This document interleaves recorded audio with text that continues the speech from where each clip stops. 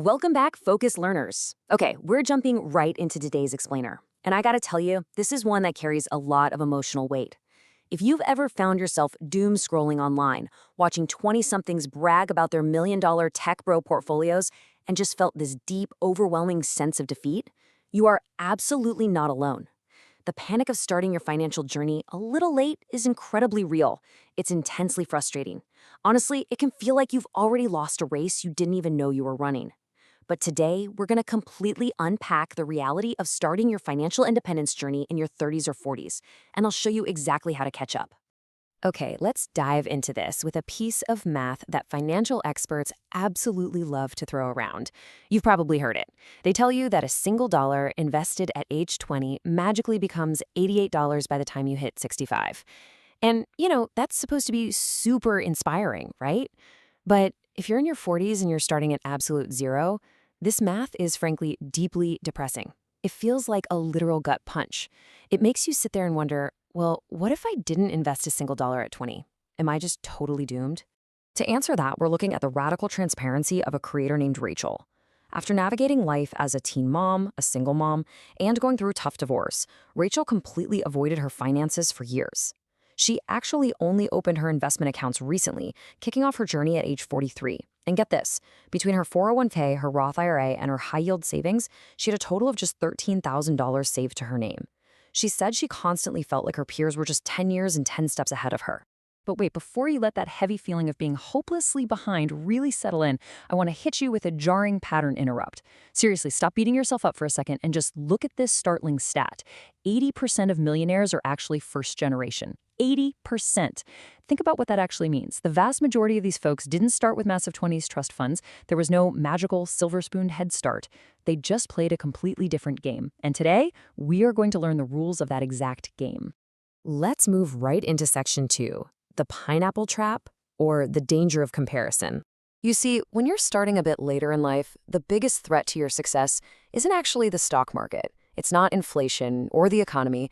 No, the most dangerous obstacle is actually your own brain. The internet's obsession with extreme, flashy wealth creates this paralyzing, toxic illusion. It makes average earners look at these massive, pie-in-the-sky financial targets and think, man, what is the point? I'm literally never going to reach that, so I might as well just accept my fate working at this cubicle until the end of time. Comparing your own bank account to people who have been aggressively investing for 2 solid decades, it completely saps your motivation. It makes you want to throw in the towel before you even take your first real step. Listen to me. You simply cannot compare someone else's chapter 20 to your chapter 1. Now, what's really interesting about this slide is this brilliant little community rule. Don't compare your pineapples. It sounds a little goofy, right? But here's a fun fact to really anchor it in your mind. Back in the 1800s, pineapples were actually a major symbol of extreme wealth. Like, people would literally rent them just to show off at fancy parties. Crazy, right? Well, today, that rule simply means you have to stop comparing your real-life situation to the flashy, rented highlights you see online. You've got to put your blinders on and run your own race. Which brings us to section 3, the catch-up math and your secret weapon. So if we are indeed running our own race, we really need to understand the mechanics here. Look, if you can no longer rely on 40 years of compounding interest, you need a brand new strategy. You need to know what your secret weapon is to accelerate your timeline, like right now. And that secret weapon? It's your savings rate. Think of it this way. When you're in your 20s, time essentially does all the heavy lifting for you. But when you hit your 30s and 40s, your income gap has to do that heavy lifting. Because let's be real, you likely make significantly more money today than you did when you were 22, right? Your primary strategy as a late starter is to ruthlessly protect that cash flow and really leverage your current income to maximize your savings rate. Let's break down the exact visual math of what this catch-up actually looks like, using a target of $15,000 a year. Once you've got that high-interest consumer debt out of the way, you can split this money aggressively into 2 distinct investment vehicles. Half of it goes straight into a Roth IRA, hitting that annual limit of $7,500. Then the other half, another $7,500, goes into a workplace 401k to capture your employer match. Now, I know $15,000 a year sounds super intimidating at first glance, but let's clarify that math a bit. Maxing out that $7,500 Roth IRA limit actually breaks down to exactly $625 a month. That's it. When you break those big, scary annual numbers down into bite-sized monthly targets, it suddenly becomes highly achievable.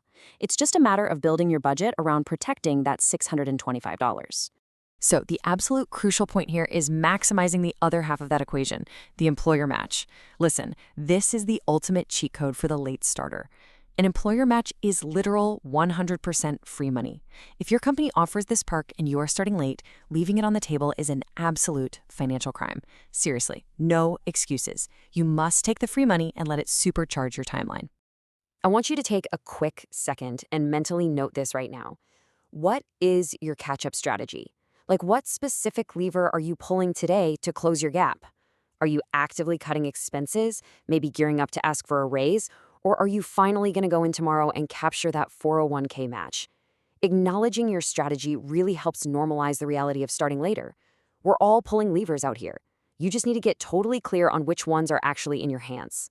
All right, moving into section 4, redefining your finish line and escaping the $5 million myth. And this brilliantly illustrates our next point. If you're starting out in your 40s, we really have to challenge this paralyzing myth that you somehow need $5 million to retire comfortably. If you just sit there staring at a massive arbitrary number like that, well, of course you're going to panic. But here's your escape hatch. It's a concept called barista fire. Under barista fire, you absolutely don't need $5 million. You simply build up your portfolio to a safe, comfortable baseline. Then you step away from that highly stressful corporate job for a fun, low-stakes part-time gig, like, say, working at a local coffee shop or a wine tasting room. Working just 10 to 15 hours a week gets you out of the house, keeps you social, provides enough income to cover your health insurance or baseline costs, and most importantly, it drastically lowers the total portfolio amount you need to finally quit the rat race. Just look at this stark micro-narrative choice. Think about it. Which lifestyle actually gives you the freedom to enjoy your life? Would you really rather grind away at a stressful desk job until you're 75 years old, constantly losing sleep over hitting some massive multi-million-dollar target? Or would you rather pour coffee for a chill 15 hours a week in your 50s, completely stress-free? I think we both know the answer to that one. To actually make Barista Fire a reality, the absolute key is lowering your baseline expenses. You have got to avoid that intense societal pressure to upgrade your lifestyle just because, that's what people our age do. Forget that. If you eliminate those endless car payments and completely avoid the trap of upgrading to some massive house you don't even really need, you drastically reduce how much money you require to just survive.